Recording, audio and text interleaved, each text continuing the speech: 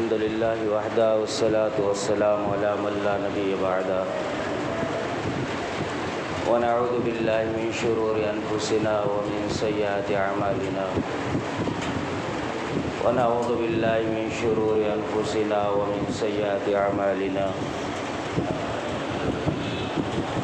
ونعوذ بالله من شرور أنفسنا ومن سيئات أعمالنا من يهدي الله فلا مضل له ومن يضلل فلا هادي له ونشهد أن لا إله إلا الله وحده لا شريك له ونشهد أن سيدنا ومولانا محمدا عبده ورسوله وقال سبحانه وتعالى إن الله وملائكته يصلون على النبي يا أيها الذين آمنوا صلوا عليه وسلموا تسليما اللهم صل على محمد وعلى آل محمد كما صليت على إبراهيم وعلى آل إبراهيم إنك حميد مجيد اللهم بارك على محمد وعلى آل محمد كما باركت على إبراهيم وعلى آل إبراهيم إنك حميد مجيد صدق اللہ العظیم و صدق رسول الکریم اما بعد محترم حضرات،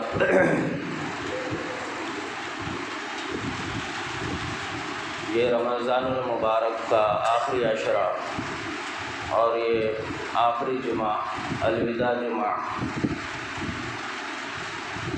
کچھ دن کچھ ایام جو بچے ہوئے ہیں، یہ ایام اور یہ آخری جمعہ کی ایک ایک گھڑی ایک ایک سال یہ بندے کے لیے، ہمارے لیے دنیاوی اعتبار سے آخرت کے لیے بہت قیمتی ہے۔ اس کے اندر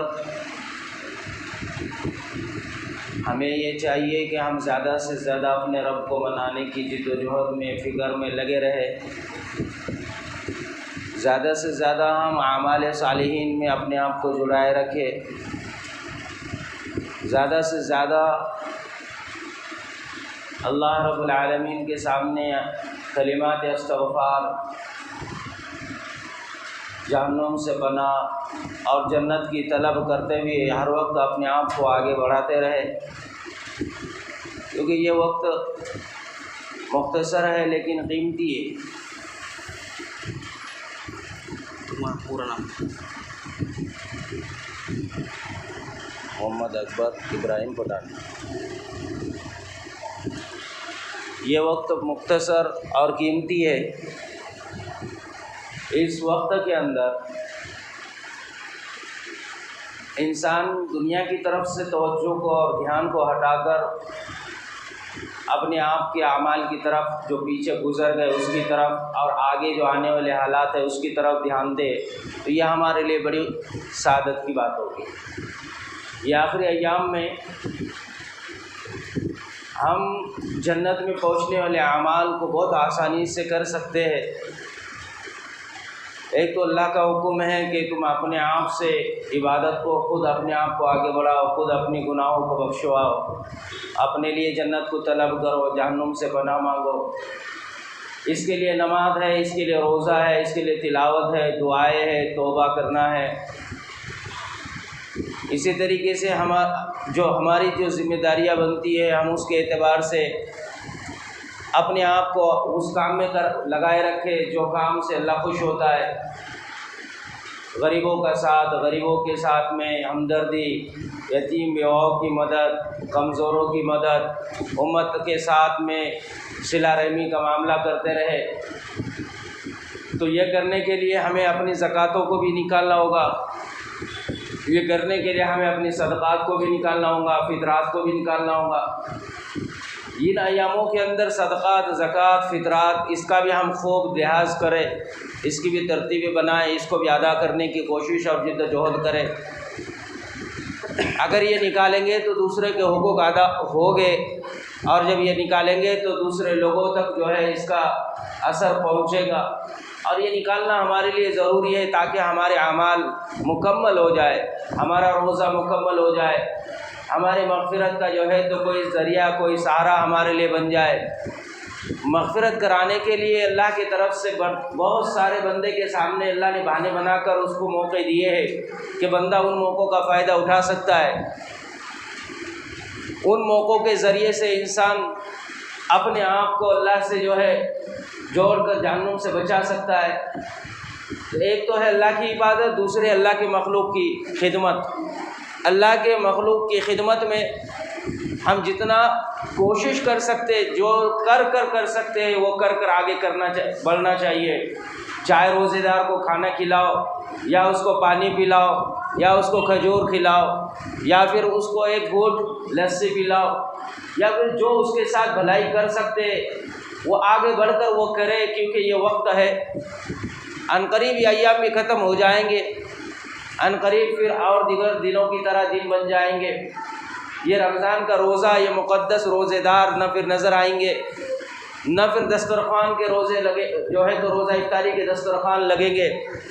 تو آج جو روزے دار بندے اللہ کے لیے بھوکے رکھ کر دھوپ کے اندر، شدید دھوپ کے اندر اپنے آپ کو تھکا کر، اپنے جسم کو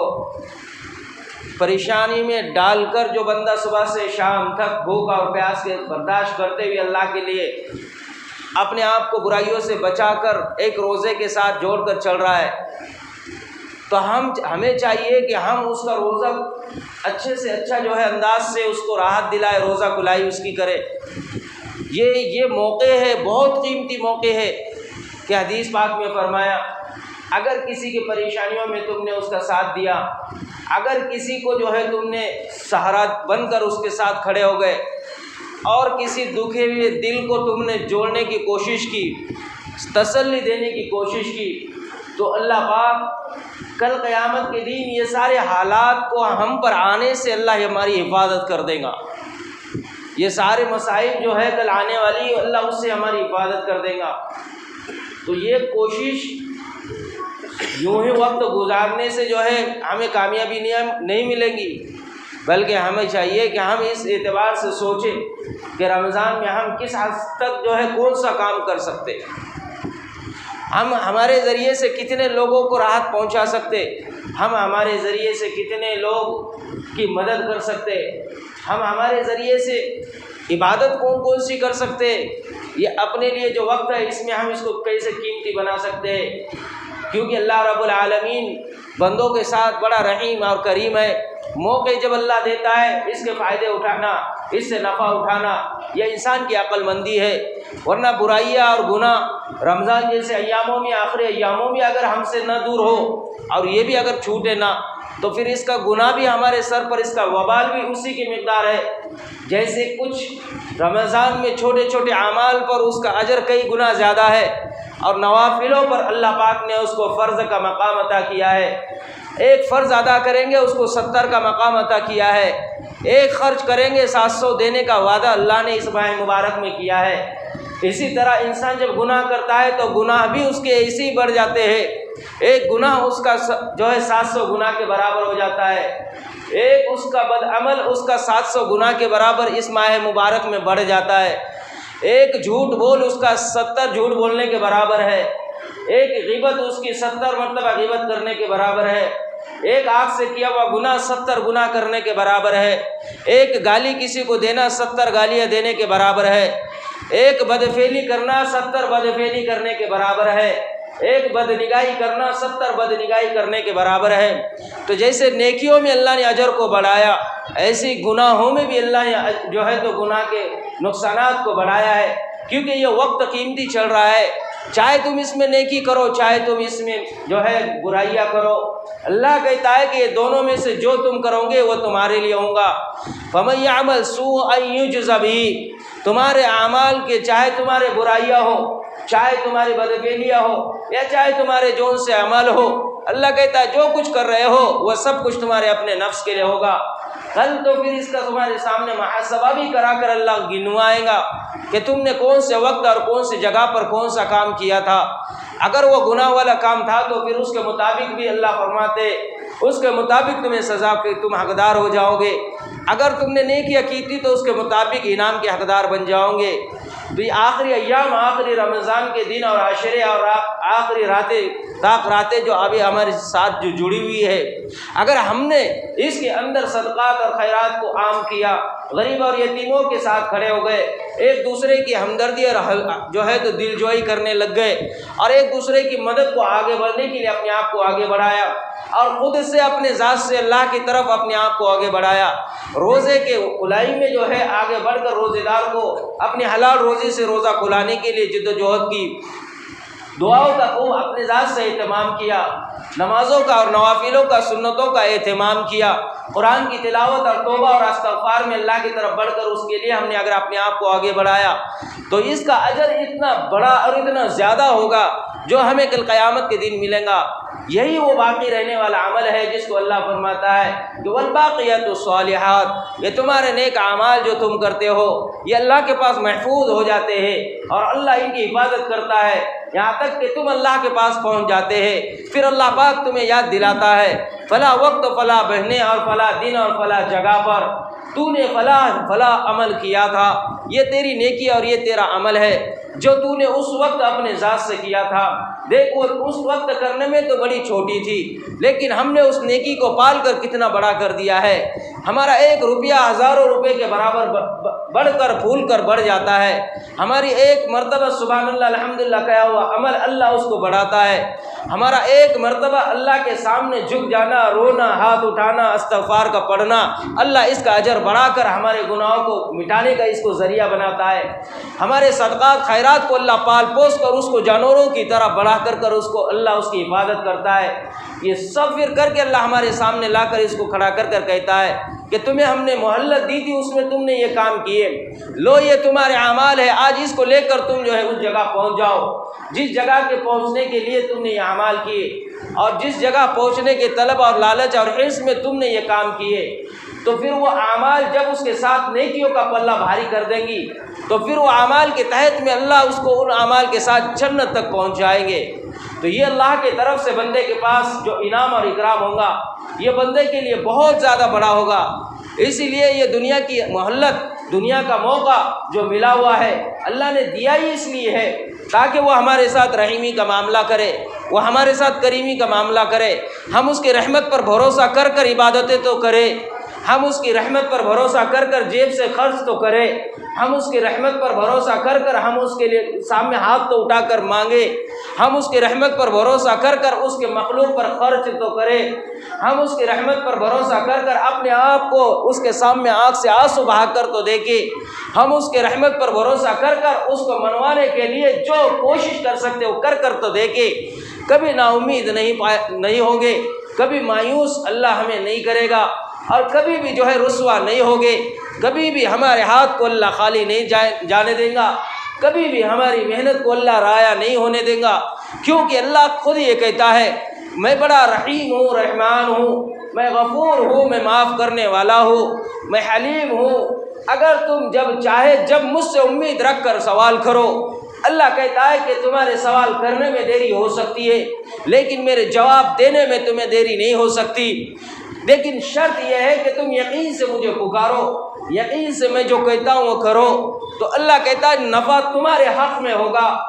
دنیا تمہارے حق میں، آخرت تمہارے حق میں، قبر تمہارے حق میں، میدان حشر تمہارے حق میں، حساب کتاب تمہارے حق میں، اور پل صراط سے تم کو اللہ کہتا ہے آسانی سے پار کر دوں گا تمہاری سوچ کے مطابق، اور جنت میں تمہیں پہنچا دوں گا۔ یہ اللہ کا انعام اتنا زیادہ ہے تو اللہ دینے کے لیے تیار ہے، لیکن اللہ کہتا ہے کوئی مانگے تو صحیح۔ حسن بصری کہتے میرے پڑوس کے اندر ایک شمعون رہتا تھا،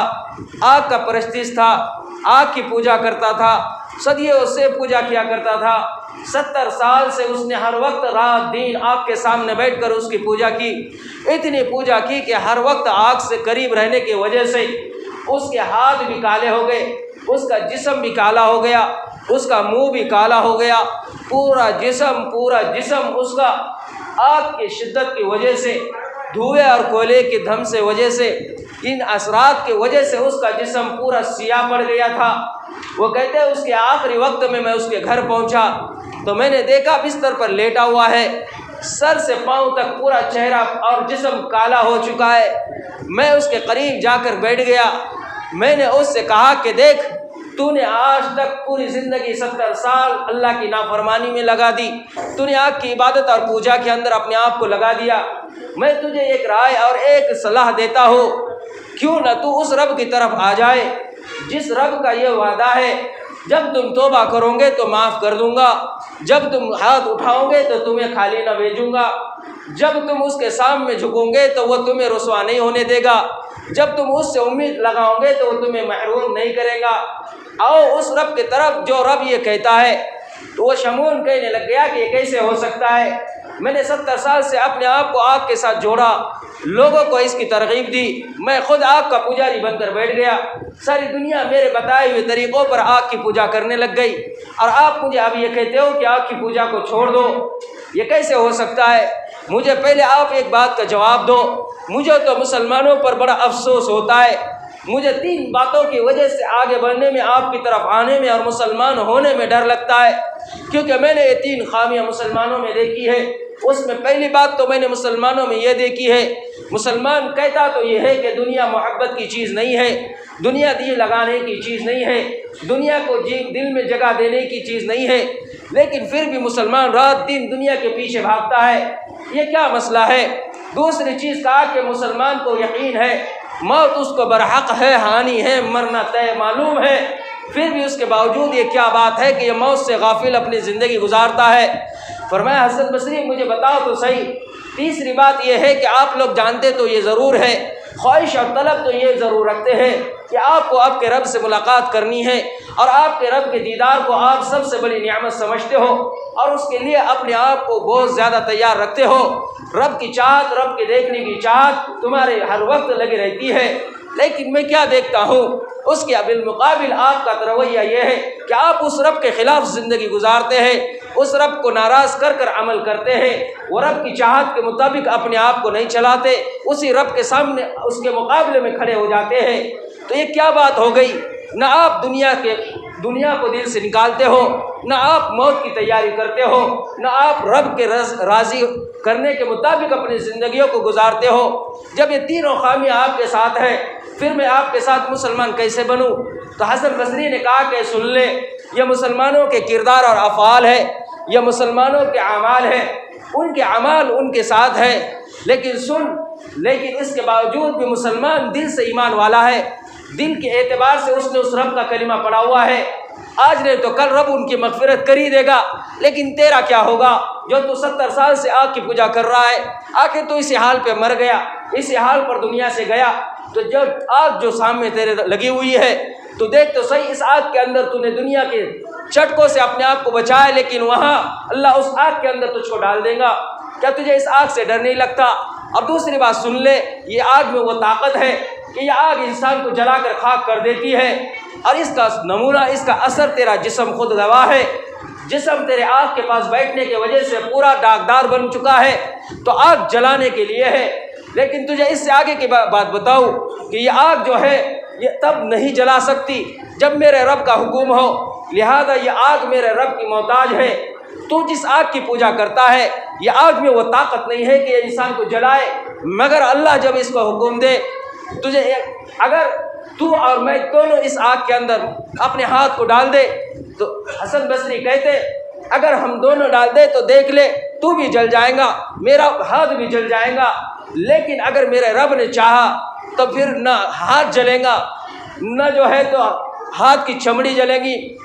اور نہ ہے تو میرا ایک ذرہ برابر بھی نقصان ہوگا۔ لہذا اگر تو میرے رب کی طرف دعوت قبول کرتا ہے تو میں فریاد کر کر تجھے اس آگ سے بچانے کے لیے اللہ کے سامنے میں فریاد کروں گا، اور تو خود میں تجھے اس بات پر گواہ بناتا ہوں کہ دیکھ یہ رب،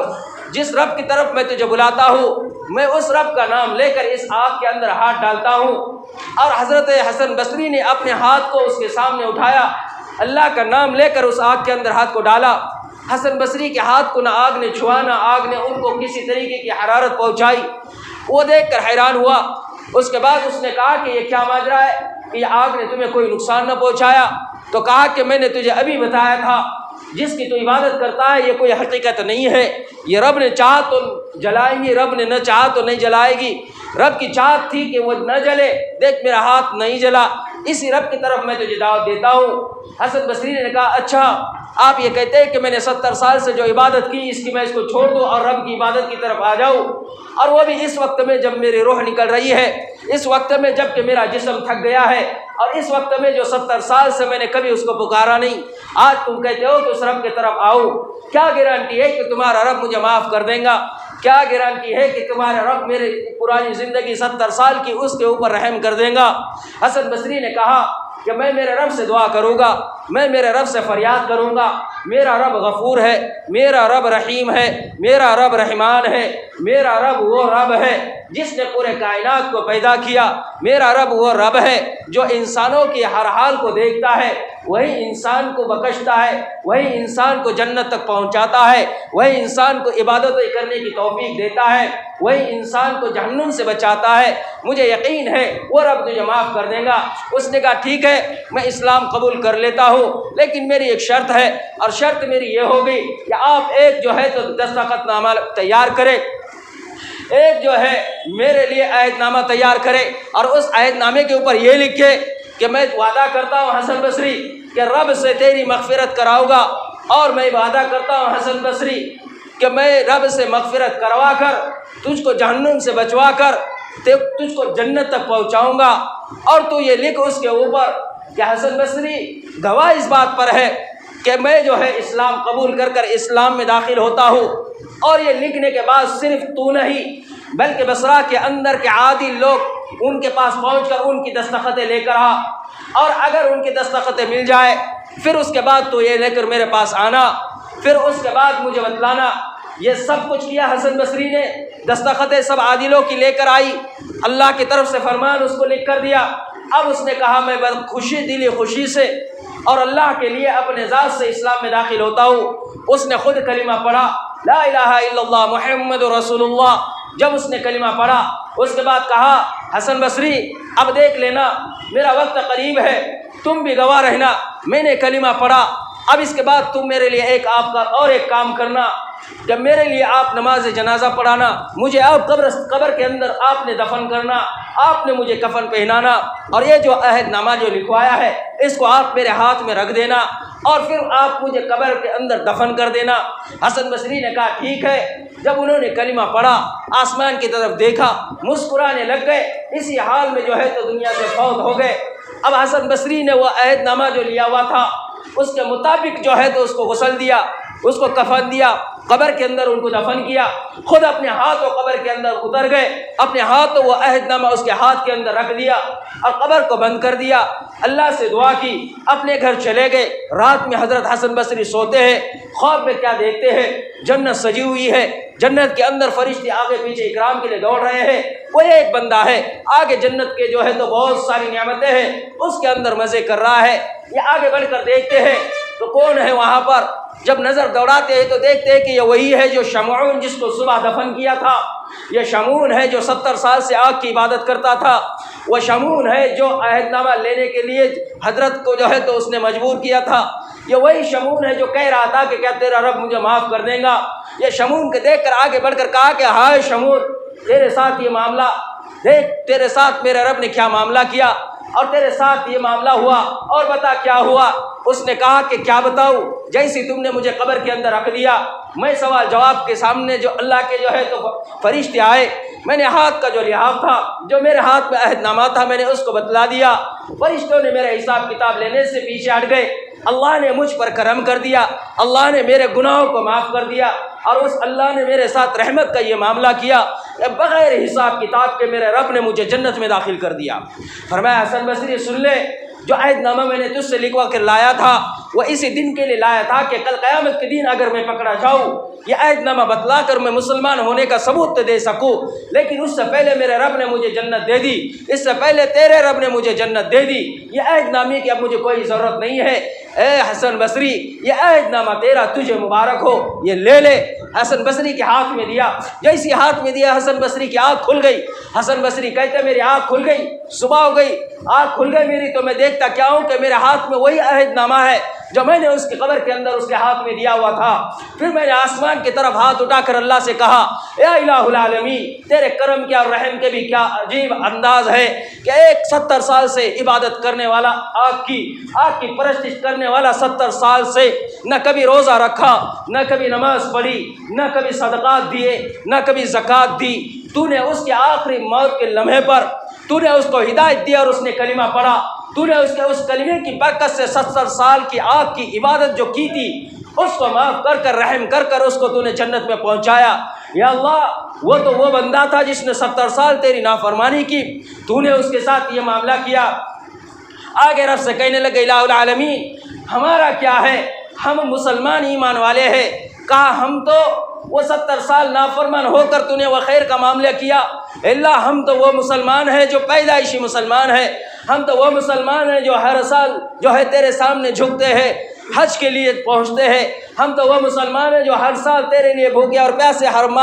ہر سال 30 دن بھوکے رہتے ہیں، ہم روزے رکھنے والے ہیں، ہم زکوٰۃ دینے والے ہیں، ہم نماز پڑھنے والے ہیں، ہم سجدے کرنے والے ہیں، صدقات اور خیرات دینے والے ہیں۔ حسن بصری کہنے لگے، اللہ وہ آگ کا پجاری ہو کر کچھ نہ کر کر جنت میں گیا، اللہ اس کے ساتھ تیرا یہ کریمی کا معاملہ، اللہ تو ہمارے ساتھ بھی تو کریمی کا معاملہ کر کہ میں جو ہے تیرے لیے عبادتیں کرتا ہوں، تیرے لیے ریاضتیں کرتا ہوں، تیرے لیے تجھ کو منوانے کے لیے جان اور مال کا جو ہے تو مال کو لگوا کر آگے بڑھتا ہوں۔ اللہ اتنے سالوں سے جو عبادتیں کی ہے، اللہ تو ہمارے ساتھ کیوں کر جو ہے تو ایسا معاملہ نہیں کر سکتا۔ حسن بصری کو آواز آئی، حسن بصری سن لے، وہ تو وہ تھا جس نے عبادتیں نہیں کی، تم تو میرے ہو، تم تو میرے ہو، تم نے تو مجھے مانا ہے، تم نے تو میرے سامنے اپنے آپ کو جھکایا ہے، تم نے تو کلمہ پڑھا ہے، تم نے تو صدقات اور خیرات دیے ہیں، تم یہ کیسے گمان کر سکتے ہیں کہ میں تمہاری پکڑ کروں گا؟ خبردار،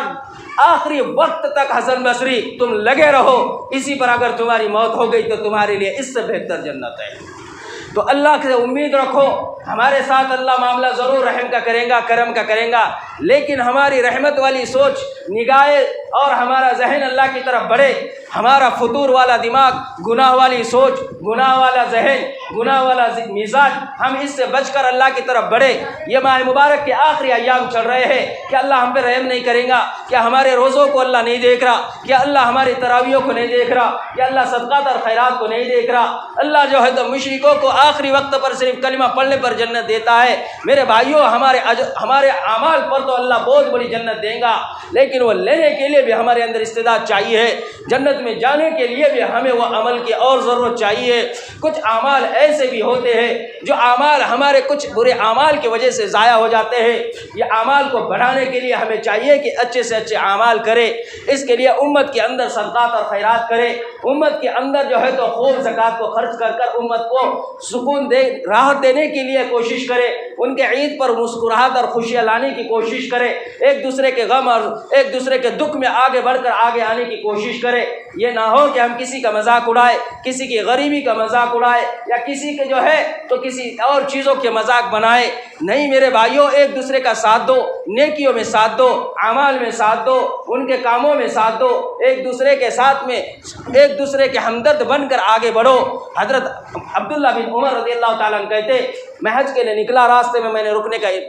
ارادہ کیا، ایک جو ہے چٹیل میدان پر میں رکنا چاہتا تھا، اتنی سخت گرمی تھی، میں آگے گیا کہ کہیں ٹھکانہ مل جائے، ایک جھوپڑی نظر آئی، اس جھوپڑی کے قریب میں پہنچا اور اس جھوپڑی کے قریب جا کر میں نے پڑاؤ ڈالا، جیسے میں لیٹنے لگ گیا، ایک بچہ آیا اس گھر سے جھوپڑی سے نکل کر، اور اس جھوپڑی سے ایک عورت نے نکل کر دیکھا تو اس نے اپنے بیٹے کو بھیج کر کہا کہ اس کو لاؤ، بڑا خوبصورت انسان نظر آتا ہے، اللہ کا نیک بندہ لگتا ہے۔ وہ کہتے حضرت عبداللہ ابن عمر کہ مجھے انہوں نے اپنے گھر بلوایا، کہا کہ آپ وہاں نہیں، ہمارے گھر میں جو ہے تو آرام کریے۔ انہوں نے اپنے گھر کے اندر ان کو سلایا، لیکن کیا منظر عجیب ہوتا ہے، آدھی رات ہوتی ہے، یہ بستر پر لیٹ جاتے ہیں عشاء کے بعد، جیسی لیٹتے ہیں آگ لگنے ہی والی تھی، زور سے چیخنے کی آواز آتی ہے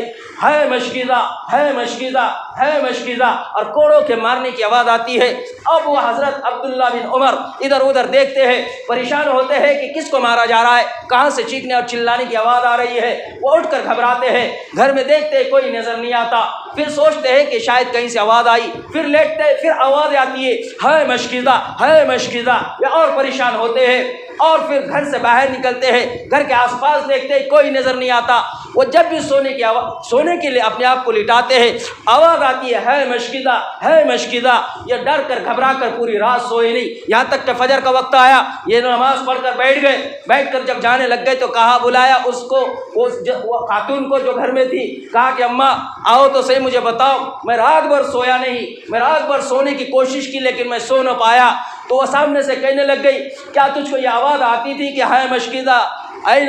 مشکدہ ہے مشکدہ, اور چیخنے اور چلانے کی آواز آنے لگ گئی. کہا کہ ہاں یہی ہو رہا تھا, لیٹتا ہوں تو یہی آواز آتی, کانوں میں یہی رونے اور چیخنے اور چلانے کی آواز, جیسا کہ کوئی کسی کو باندھ کر کوڑوں سے مار رہا ہو. کہا کہ تجھے پتہ نہیں ہے, تجھے میں نے بلایا اس لیے ہے, تو جس جگہ سویا ہے بالکل اس کے قریب بازو سائڈ میں قبر ہے, وہ قبر میرے شوہر کی ہے. جس وقت میرا شوہر انتقال ہوا ہے تب سے لے کے آج تک روز اس کے قبر کے اندر کوڑوں کی آواز آتی ہے اور وہ چیختا اور چلاتا ہے کہ ہے مشکدہ ہے مشکدہ. پوچھا, اماں یہ کیا ماجرا ہے, یہ کیوں اس طرح سے پکارتے ہیں؟ کہا کہ تجھے کیا بتاؤں, ایک وقت ایک شخص دوڑتے ہوئے جنگل سے آیا تھا ہمارے گھر کی اور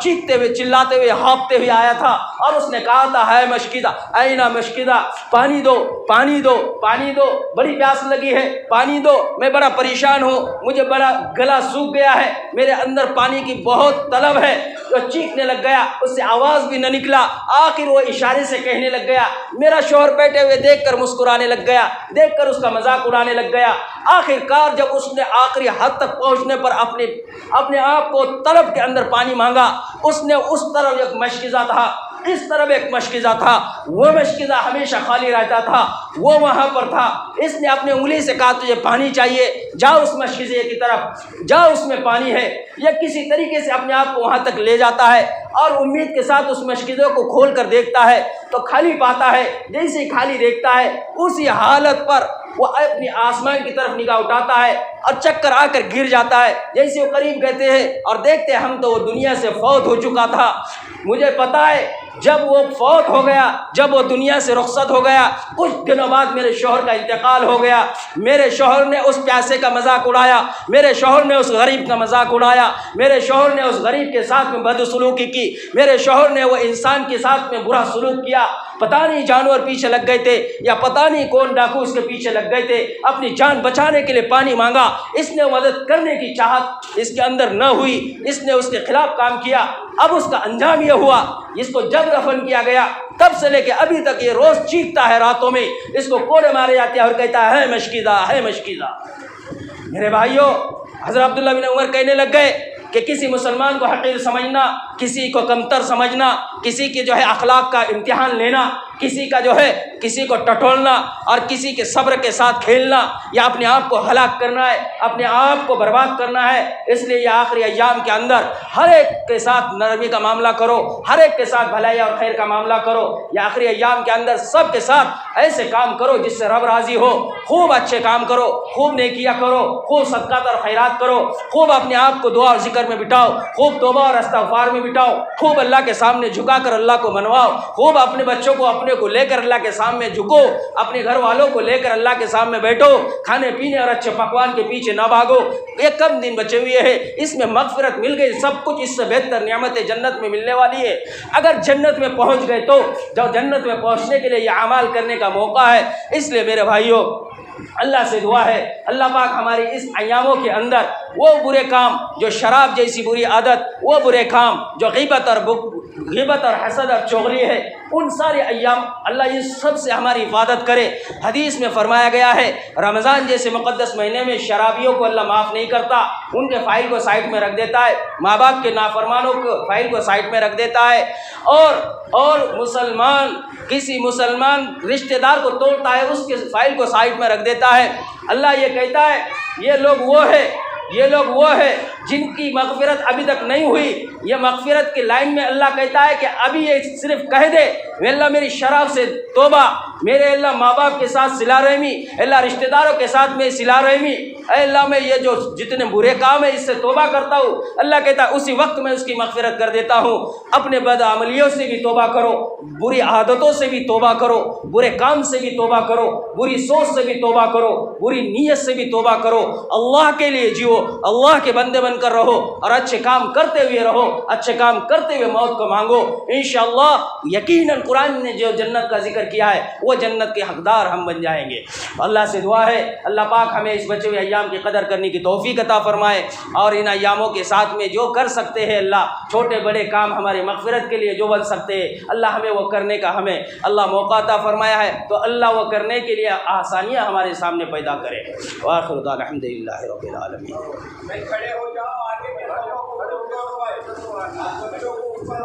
اللہ